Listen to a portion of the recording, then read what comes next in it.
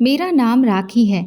मैं वो बदनसीब लड़की हूँ जिसे ज़िंदगी में कभी कोई खुशी नहीं मिली और ना ही कभी सुकून मिल सका। यहाँ तक कि मेरी इज्जत भी दांव पर लग गई थी। मगर इसके बाद भी किसी ने भी मेरे लिए कुछ नहीं किया और आखिरकार ज़िंदगी ने मुझे वहाँ पहुँचा दिया जिसके बारे में मैं कभी सपने में भी नहीं सोच सकती थी। लेकिन आखिर मेरा गुनहगार कौन था? मेरी कहानी सुनकर किसी का भी दिल रोने लगेगा कि ज़िंदगी कभी तो मुझ पर मेहरबान हो जाती। काश मैं भी कभी किसी के दिल की खुशी बनकर रहती। मैं कौन थी और मुझे दुनिया में लाने वाला मेरा पिता कौन था, ये मुझे पता ही नहीं था। मैं तो बस इतना जानती थी कि इस दुनिया में आँख खुलने से पहले ही मेरा पिता हमेशा के लिए मुझे छोड़कर चला गया था। मगर मैं सारी ज़िंदगी पिता के प्यार के लिए तरसती रही थी। मेरा सारा बचपन ही अनाथों की तरह गुजरा था। हालांकि मम्मी तो मेरी अपनी ही थी, मगर उन्होंने भी मुझे पराया कर दिया था। मुझे अच्छी तरह से वो खतरनाक दिन याद है जिस दिन मेरी मम्मी दूसरी बार दुल्हन बनी थी। मैं भला वो दिन कैसे भूल सकती हूँ। मेरी बर्बादी की शुरुआत तो उसी दिन से हो गई थी जब मेरी मम्मी की दूसरी शादी हो गई थी, हमारे मोहल्ले में ही रहने वाले राजेश अंकल के साथ, जो सारे मोहल्ले में अपनी गुंडागर्दी और बदतमीजी की वजह से बहुत फेमस थे।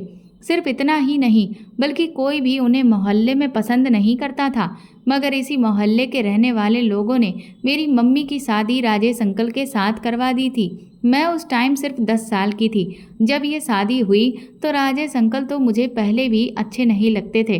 वो एक पाँव से लंगड़ाकर चलते थे जिसकी वजह से हर टाइम उनके हाथ में एक लाठी रहती थी और वो रास्ते में करीब से गुजरते हुए बच्चों को अक्सर अपनी लाठी से मार दिया करते थे।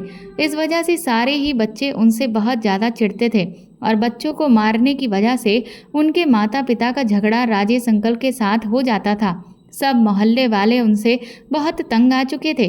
कोई भी ये नहीं चाहता था कि वो इस मोहल्ले में रहें, मगर उनका अपना घर हमारी गली में बना हुआ था जिसकी वजह से कोई जोर जबरदस्ती करके उन्हें यहाँ से निकाल नहीं सकता था और वो किसी भी हाल में अपना मकान बेचने के लिए राजी नहीं होते थे क्योंकि उनका इस दुनिया में कोई भी नहीं था। सिर्फ बूढ़ी माँ थी जो घर संभालती थी और अपने बेटे के सर पर सेहरा बांधने का सपना देखा करती थी। राजेश अंकल शुरू से ही काफ़ी लड़ाई झगड़े वाले बिहेवियर की थे, मगर 23 साल की उम्र में एक रोड एक्सीडेंट की वजह से उनका एक पैर बुरी तरह से जख्मी हो गया था और लोगों ने उन्हें लंगड़ा लंगड़ा कहकर पुकारना शुरू कर दिया था। इस बात से तो वो बहुत ज़्यादा चिड़चिड़े हो गए थे, यहाँ तक कि छोटी छोटी बातों पर वो लोगों को गाली तक देने पर उतर आते थे। तो एक्सीडेंट के बाद भी वो उसी दुकान पर काम करते रहे जहाँ पर वो पहले किया करते थे। वो एक बड़े से जनरल स्टोर के मालिक थे और अपने घर के अकेले ही कमाने वाले थे। लाचार होने के कुछ महीनों बाद तक तो उन्होंने घर से बाहर निकलना ही छोड़ दिया था। बड़ी मुश्किल से उनकी माँ ने लोगों के घरों में काम करके अपने घर का गुजारा किया। मगर फिर राजेश अंकल ने हिम्मत की और लाठी का सहारा लेते हुए अपने दिल को पक्का किया और लोगों की बातों पर ध्यान देना छोड़ दिया क्योंकि उनकी माँ बीमार रहती थी। जब से उन्होंने दूसरों के घरों में काम करना शुरू किया था तो उनकी बीमारी और भी ज़्यादा बढ़ गई थी। इस वजह से राजेश अंकल ने अपनी माँ को घर बिठा दिया और खुद पहले की तरह काम पर जाने लगे थे। मगर बहुत कोशिश के बाद भी राजेश अंकल की मां की शादी नहीं करवा सकी क्योंकि मोहल्ले और उनके आसपास के रहने वाले लोग राजेश अंकल के बिहेवियर को अच्छी तरह जानते थे और फिर वो इतना ज़्यादा कमाते भी नहीं थे कि उनको उनके गलत बिहेवियर को इग्नोर करके कोई अपनी बेटी का रिश्ता उनके साथ कर दे। मगर ज़िंदगी तो इसी तरह से नहीं गुजारी जा सकती थी। आखिरकार राजेश अंकल की मम्मी की बहुत ज़्यादा कोशिशों के बाद एक बहुत ही गरीब घर की लड़की के साथ राजेश अंकल का रिश्ता तय हो गया। इस शादी से राजेश अंकल बहुत खुश थे और उनकी माँ भी अपने बेटे को दूल्हा बनते हुए देखना चाहती थी। उन्होंने बड़े अरमानों के साथ अपने बेटे की शादी के इंतजाम की और बहुत खूब धूमधाम के साथ अपने घर अपनी बहू ले आईं। अंकल की पत्नी को देखा तो वो सब लोग हैरान थे क्योंकि उनकी पत्नी तो बहुत ज़्यादा खूबसूरत और गोरी चिट्टी और बिल्कुल ही सही सलामत थी। मतलब कि उनमें कोई भी ऐसी कमी नहीं थी। कोई भी माँ बाप अपनी बेटी की शादी राजेश अंकल जैसे आदमी के साथ कर दे। मोहल्ले वालों का ये ख्याल था कि लड़की वालों ने इनका घर बार देखते हुए भी अपनी बेटी राजेश अंकल को दे दी, वरना ऐसा कौन था जो इस तरह से अपनी बेटी को नर्क में धकेल सकता था। इसी तरह राजेश अंकल भी अपनी किस्मत पर बहुत ही घमंड कर रहे थे कि उन्हें बैठे बिठाए इतनी खूबसूरत पत्नी मिल गई। मगर हर चमकने वाली चीज़ सोना नहीं होती, बल्कि इसी तरह से राजेश अंकल की खूबसूरत और खूबियों से भरपूर पत्नी वो नहीं थी जो सबको नज़र आती थी। शादी के शुरू शुरू के दिनों में तो कुछ दिन तक वो थोड़ी बहुत ठीक रहीं, क्योंकि उनके घर में हर वक्त उनके साथ उनकी सास मौजूद रहती थी। इस वजह से वो बेचारी खुलकर किसी के सामने नहीं आ सकी, और ना ही राजेश अंकल की पत्नी को किसी ने घर से बाहर आते जाते हुए देखा था। बाहर के सारे काम काज तो राजेश अंकल ही देखा करते थे, या फिर उनकी माँ खुद सारे काम किया करती थी। मोहल्ले वालों को भी राजेश अंकल की शादी के बाद काफ़ी सुकून हो गया था, क्योंकि शादी के बाद राजेश अंकल का बिहेवियर काफ़ी कुछ बदल गया था।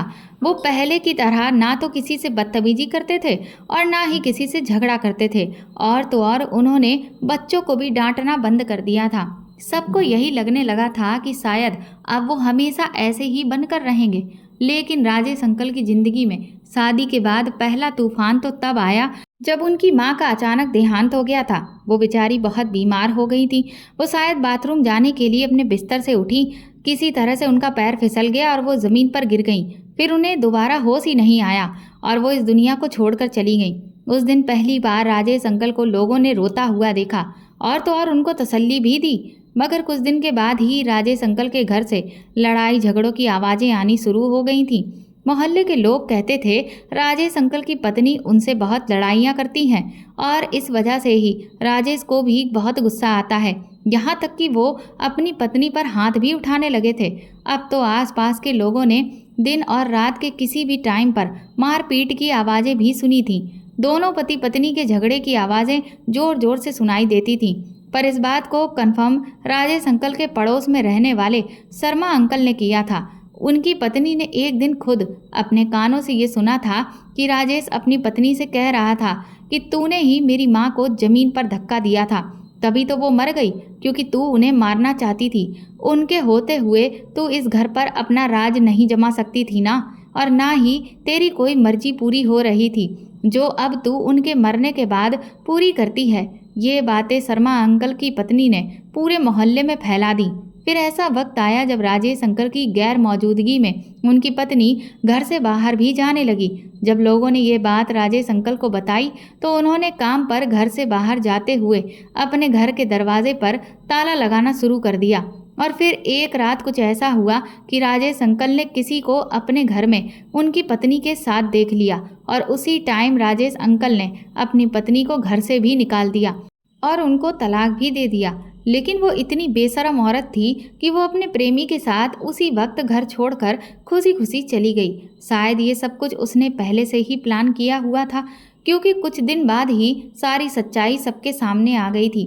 दरअसल राजेश अंकल की पत्नी को शादी से पहले किसी से उनका रिश्ता था, और वो अपने प्रेमी के साथ घर से भाग गई थी।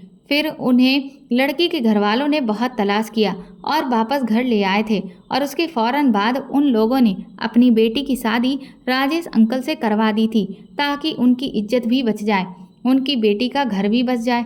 लेकिन वो लोग हमारे मोहल्ले में रहने वाले नहीं थे, इसलिए ये बात किसी को पहले से पता ही नहीं चल सकी। मगर राजेश अंकल की शादी के बाद भी वो लड़का उनके घर उनकी पत्नी से मिलने आने लगा था, जो पहले राजेश अंकल की माँ की मौजूदगी की वजह से नहीं आ पाता था। और शायद ये बात भी सच थी कि राजेश अंकल की पत्नी ने अपनी सास को खुद ही धक्का देकर मार दिया था, और तो और वो खाने में भी उनको कुछ ऐसा मिलाकर दे रही थी कि उनकी तबीयत खराब रहने लगी थी। इस हादसे ने राजेश अंकल को अंदर से तोड़ कर रख दिया था, और उनका औरतों से भरोसा ही उठ गया था। मोहल्ले वालों को राजेश अंकल से बहुत ही हमदर्दी हो गई थी, मगर इस हमदर्दी को भी वो गलत समझने लगे थे। और अब तो राजेश अंकल पहले से भी और ज़्यादा चिड़चिड़े हो गए थे, क्योंकि उन्हें लगता था कि लोग उनका मजाक बनाते हैं और उन पर हंसने लगते हैं।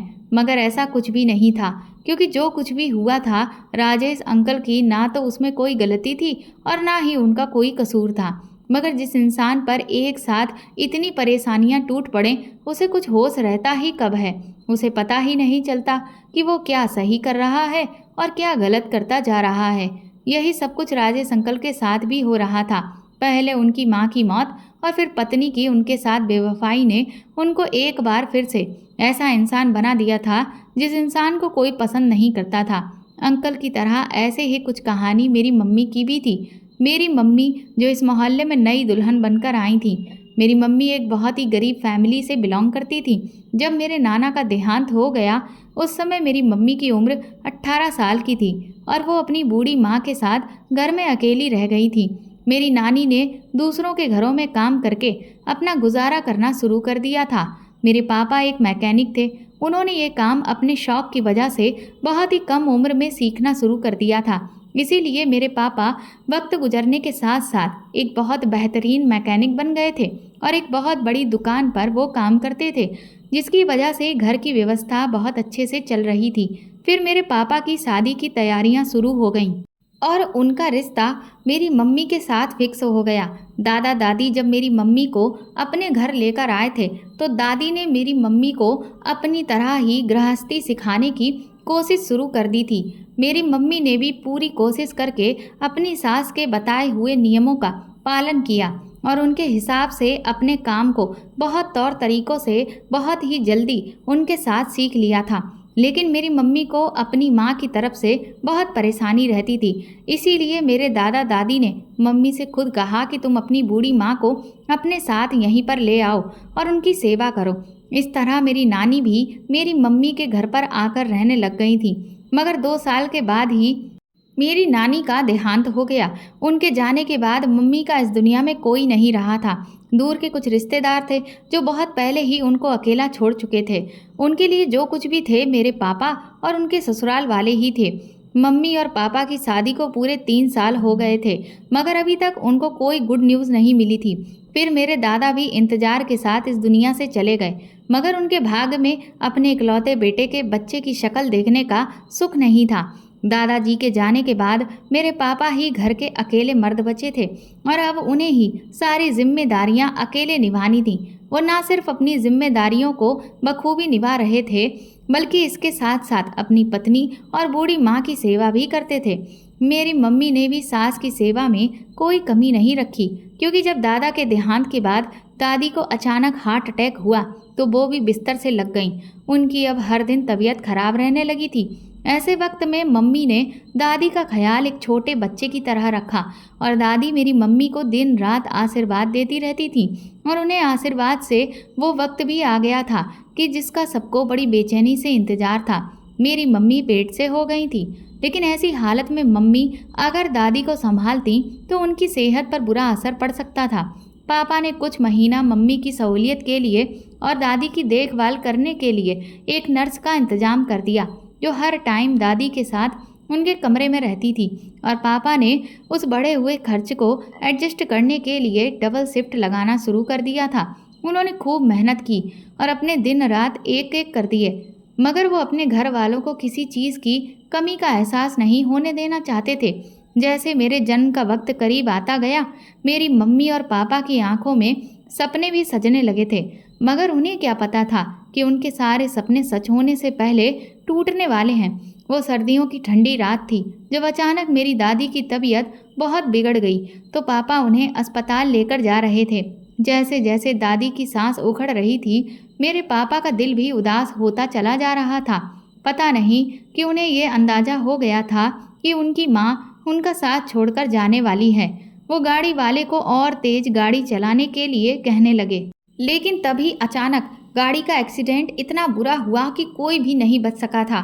मम्मी को जब ये खबर मिली तो वह बेहोश होकर गिर गई थी, क्योंकि ये दुख बहुत बड़ा था। माँ जैसी सास के साथ साथ उनकी जिंदगी का इकलौता सहारा भी उनसे छिन गया था। उन्होंने तो ये सोचा तक नहीं था कि उनका सुहाग इस तरह से उजड़ जाएगा। मम्मी की हालत बहुत खराब होती जा रही थी। वो अस्पताल में एडमिट थी और उनके पास एक पड़ोसन हॉस्पिटल में रहती थी, जो मम्मी की देखभाल भी कर रही थी और अब उनकी हालत देखकर दिल से परेशान भी थी। बड़ी मुश्किल से 2-3 दिन तक मम्मी की हालत संभलने में लगी थी।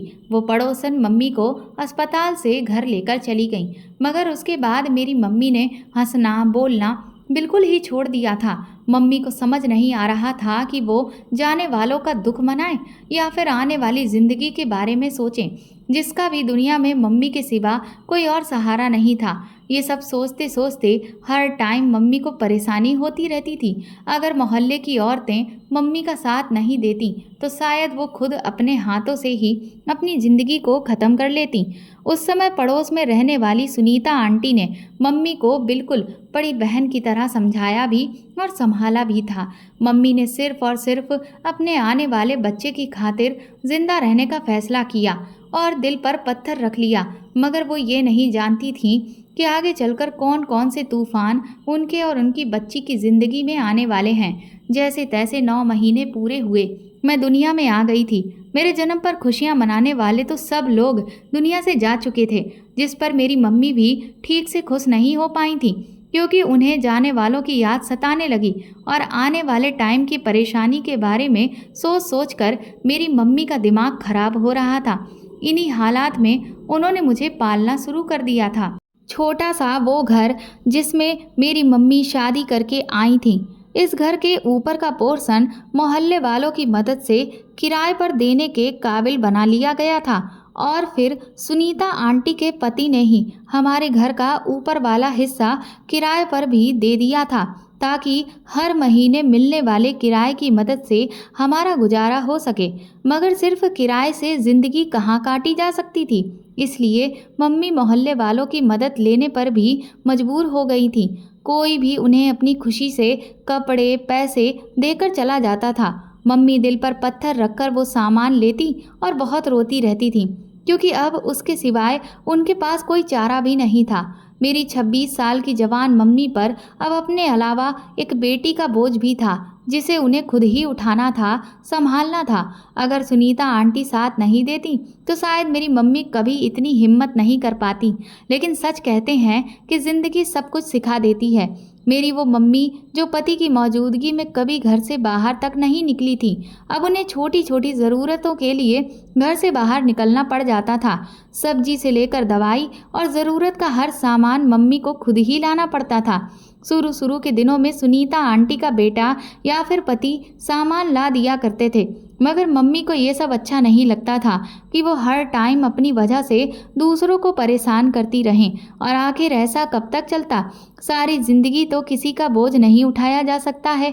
इसलिए मम्मी ने खुद ही हिम्मत की और जितना मुमकिन हो सका था अपना काम खुद करना शुरू कर दिया था, जिसका नतीजा ये निकला था कि मम्मी धीरे धीरे आत्मनिर्भर बन गईं और उन्होंने हालात का सामना करना भी सीख लिया था।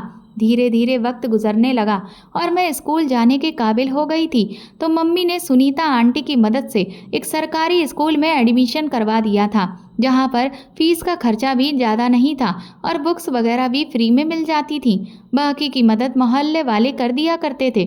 मैं सुनीता आंटी के पोते और पोती के साथ स्कूल चली जाती थी और उन्हीं के साथ वापस भी आ जाती थी। मगर मेरी ज़िंदगी में शुरू से ही हर चीज़ की कमी थी। घर में दादा दादी चाचा बुआ बहन भाई में से किसी भी रिश्ते का मेरे साथ कोई साथ नहीं था, और सबसे बड़ा सहारा तो पिता होता है, जो मेरे जन्म से पहले ही मुझसे छिन गया था। मैंने कभी अपने पापा को देखा तक नहीं था और उन दिनों मोबाइल भी नहीं थे कि उसमें पापा की कोई फ़ोटो होती जो मम्मी मुझे दिखाती। एक बार जब मैं 6 साल की थी तो उस वक्त मम्मी ने पुरानी संदूक में से अपनी और पापा की शादी की फ़ोटो निकाल कर मुझे दिखाई थी। तब मैंने उन फ़ोटोज़ में से एक फ़ोटो को अपने तकिए के नीचे रख लिया, जो मैं रोज़ देखती और उस फ़ोटो से बातें करती थी। इससे ज़्यादा मुझे कुछ पता नहीं था कि मेरे पापा कैसे थे, कौन थे, क्योंकि सिर्फ फ़ोटो देखकर ये नाम जान लेने से तो कुछ नहीं होता। मेरा भी दिल चाहता था कि मेरे भी पापा होते, जैसे मोहल्ले में सब बच्चों के थे। वो सब अपने अपने पापा के साथ दुकान पर चीज़ लेने के लिए जाते थे, मगर मेरा तो कोई भाई भी नहीं था जिससे मैं चीज़ मंगवा लेती या जो मुझे स्कूल छोड़ने जाता। दुनिया में सिर्फ मैं एक ही रिश्ता देखा था और वो मेरी माँ थी। लेकिन पता नहीं क्यों मम्मी बहुत उदास और खामोश रहा करती थी। मैंने कभी मम्मी को ठीक से हंसते बोलते भी नहीं देखा था, बल्कि वो तो मुझे भी खेलते हुए सो शोर नहीं करने देती थीं। हमेशा मुझे हल्की आवाज़ बोलने के लिए कहती हैं, थोड़ा सा खेलने के बाद ही मना कर दिया करती थीं। ना ही मुझे मम्मी मोहल्ले में किसी के घर जाने देती थी और ना ही किसी के साथ खेलने की परमिशन देती थी।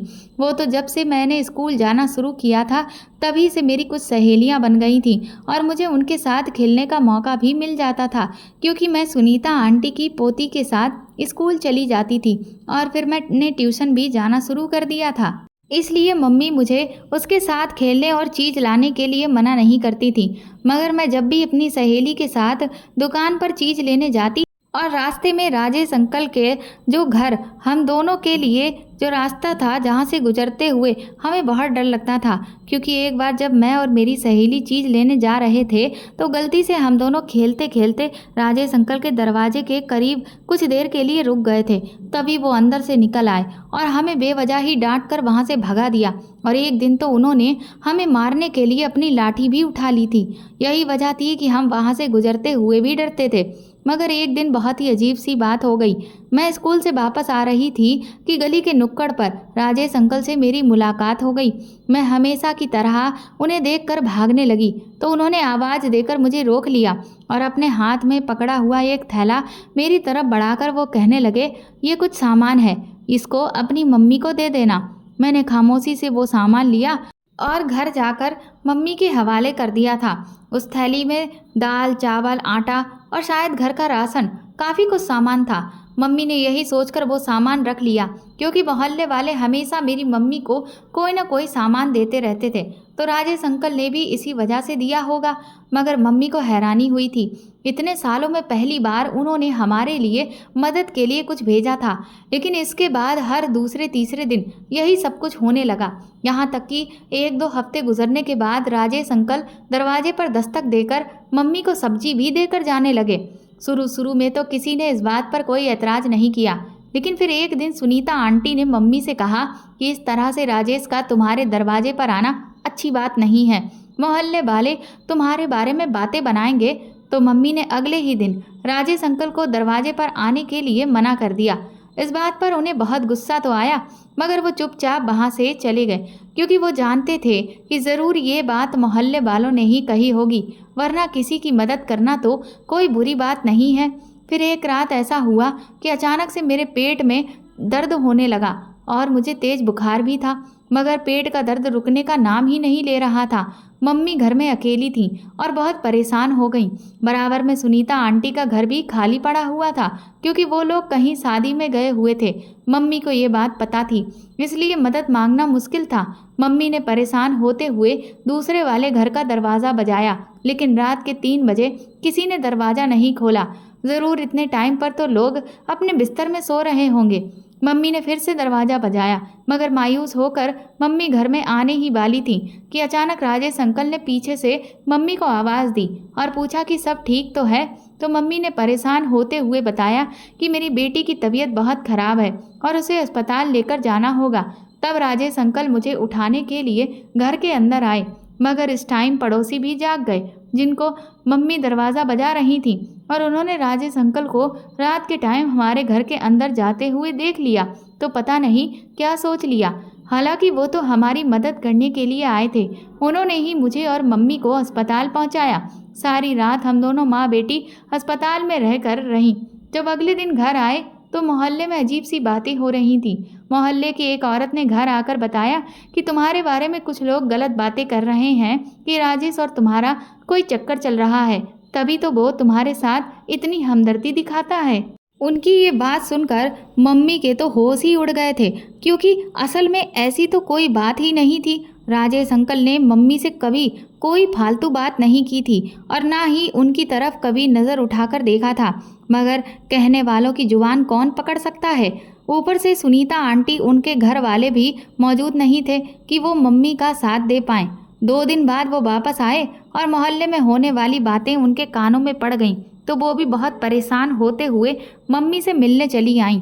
उन्होंने मम्मी को हौसला दिया कि सब कुछ ठीक हो जाएगा, मगर कुछ दिन बाद सब ठीक होने की बजाय और बिगड़ गया। जब सुनीता आंटी ने मम्मी को आकर बताया कि मोहल्ले के सारे लोग इस बात पर अड़ गए हैं कि तुम्हारी शादी राजेश के साथ कर दी जाए, क्योंकि तुम कब तक अकेली अपनी बेटी के साथ गुजारा करोगी।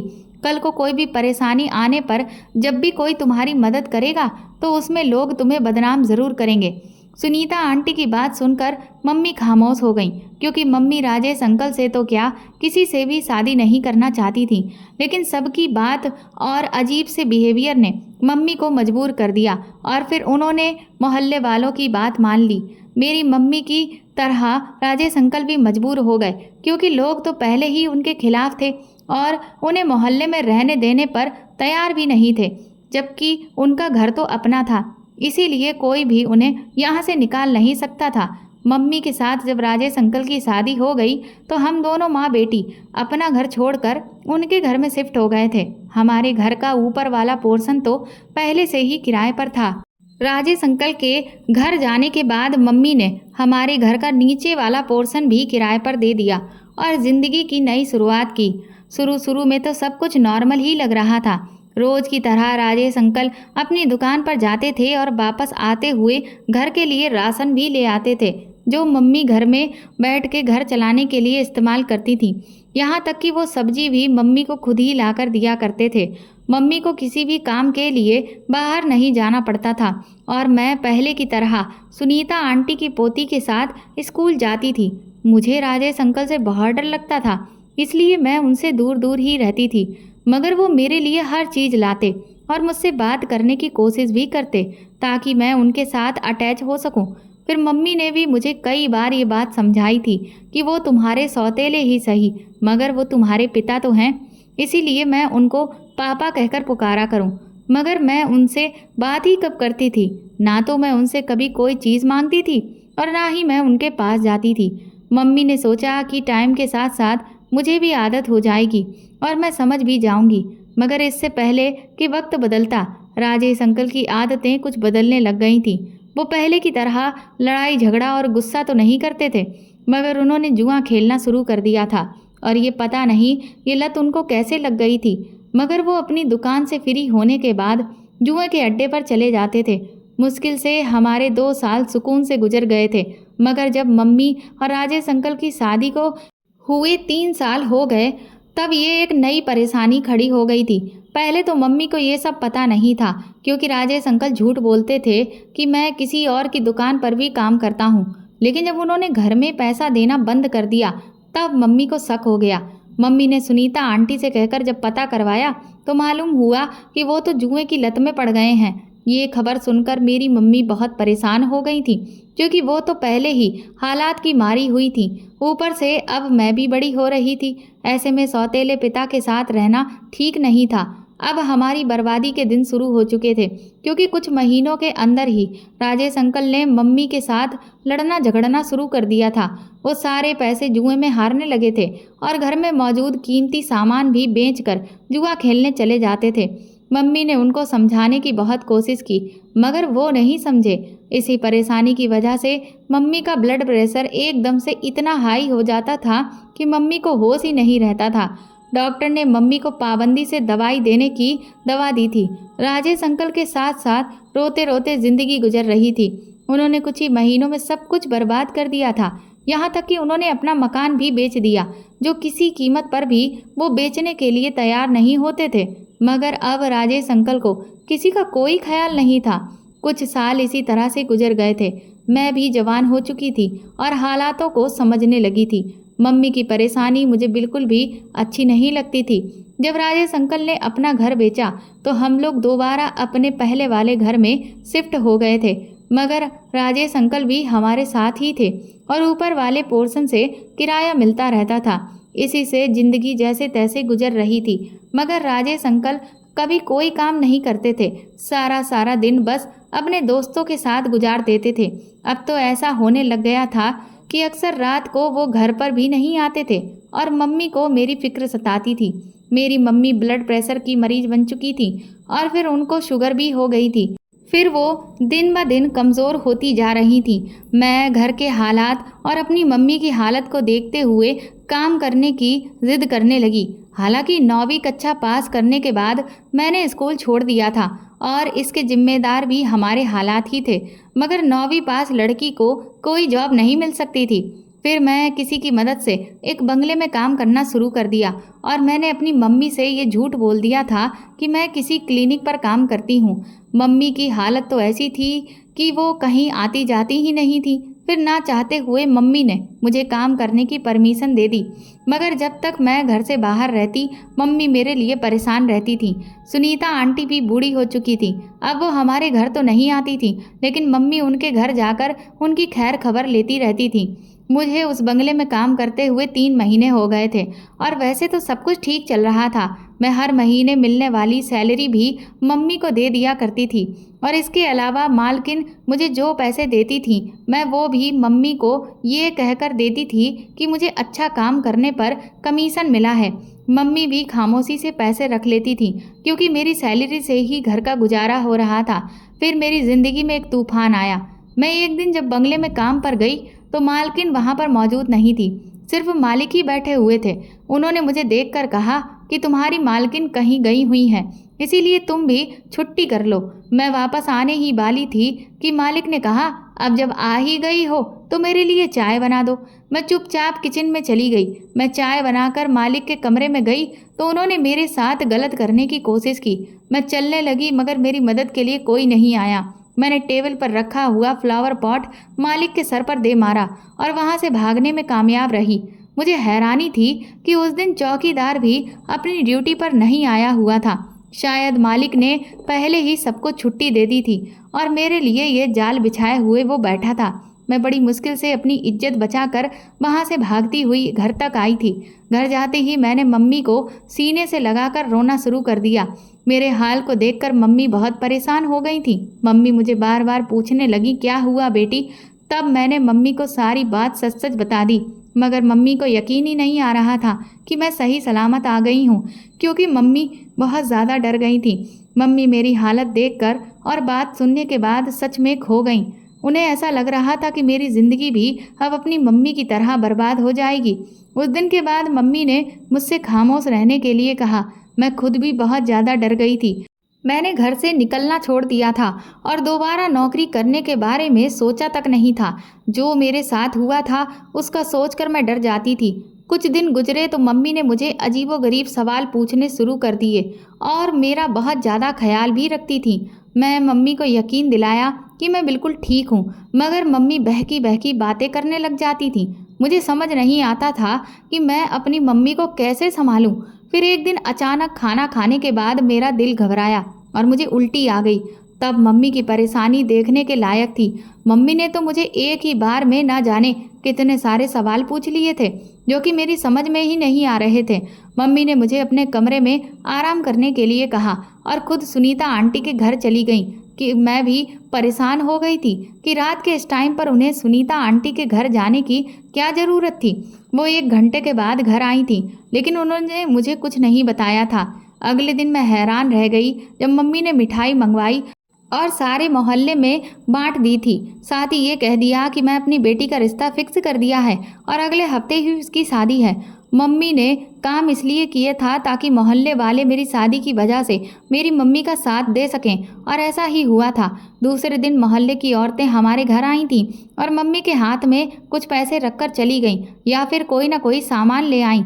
मगर मेरी कुछ भी समझ में नहीं आ रहा था कि मम्मी ने किसके साथ मेरी शादी पक्की की है और ऐसा कौन है जो एक ही हफ्ते में मुझसे शादी करने के लिए तैयार हो गया है। मुझे तो लगता था कि मम्मी को मेरे लिए भी राजेश अंकल जैसा ही कोई मिल गया होगा जिसके पल्ले वो मुझे बांधकर मुझसे अपनी जान छुड़ाना चाहती हैं।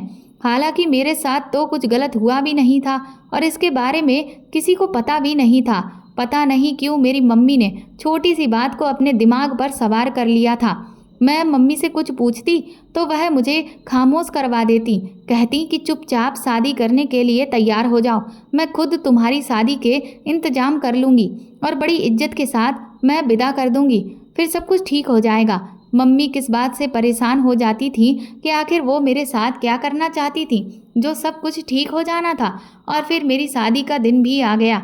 मम्मी ने मुझे तैयार करने के लिए मोहल्ले के एक लड़की को बुलाया। मुझे हैरानी थी कि मेरी सबसे पक्की सहेली जो बचपन से मेरे साथ थी, वो भी उस दिन मेरे पास नहीं आई थी और सुनीता आंटी भी नज़र नहीं आ रही थी। मगर शादी के टाइम जब मुझे मंडप में ले जाया गया तो वहाँ पर सुनीता आंटी और उनका बेटा भी साथ था और मैं हैरान रह गई थी कि जब मैंने सुनीता आंटी के पोते को, जो मेरी उम्र का था, उसे दूल्हा बने हुए देखा। मेरी शादी सुनीता आंटी के पोते के साथ हो गई थी। मम्मी ने मुझे गले से लगाया और कहने लगी कि मैं तुम्हारी माँ हूँ, तुम्हारे लिए कभी कुछ बुरा नहीं सोच सकती। ये सच है कि मैं बहुत परेशान थी और अपनी परेशानी बांटने के लिए सुनीता भाभी के घर गई तो उन्होंने मुझे बताया कि मैं तुम्हारे घर आने ही वाली थी क्योंकि मेरा पोता तुम्हारी बेटी को बहुत पसंद करता है। जब मैंने ये बात सुनी तो मैंने उनको कोई भी बात नहीं बताई और इस रिश्ते को पक्का कर दिया और कहा कि अगले ही हफ्ते शादी कर देनी चाहिए। इसी तरह से तुम्हारी शादी हो गई क्योंकि वो तुम्हें बहुत पसंद करने लगा था। इससे बड़ी मेरे लिए खुशी की बात क्या हो सकती है कि तुम्हारी शादी उस इंसान के साथ हो रही है जो तुम्हें पाने की हसरत रखता है। मेरी मम्मी ने कहा, मुझे खुशी इस बात की है कि शादी के बाद भी तुम मेरे करीब रहोगी। अब मेरी शादी को 5 साल हो गए हैं। मेरे पास 2 बेटे हैं। राजेश अंकल की तो मौत हो चुकी है मगर मेरी मम्मी अभी भी हमारे घर में अच्छी तरह से ज़िंदगी गुजार रही हैं और मेरी ज़िंदगी भी अपने पति के साथ बहुत अच्छी गुजर रही है। मैं अपनी मम्मी को देखकर सोचती हूँ कि चलो उम्र के आखिरी हिस्से में ही सही मगर उन्हें भी कोई सुख तो नसीब हुआ क्योंकि वो अपनी बेटी के बच्चों के साथ बहुत खुश नज़र आती हैं और सुनीता आंटी के बाद वही मेरी मम्मी का सहारा बने हैं। हमारी लाइफ में अब सब कुछ बिल्कुल ठीक हो गया है और ज़िंदगी अच्छी गुजर रही है। तो दोस्तों, आपको ये कहानी कैसी लगी हमें कमेंट करके ज़रूर बताएं और प्लीज़ इस कहानी को ज़्यादा से ज़्यादा शेयर और लाइक करके मेरे चैनल को सपोर्ट करें।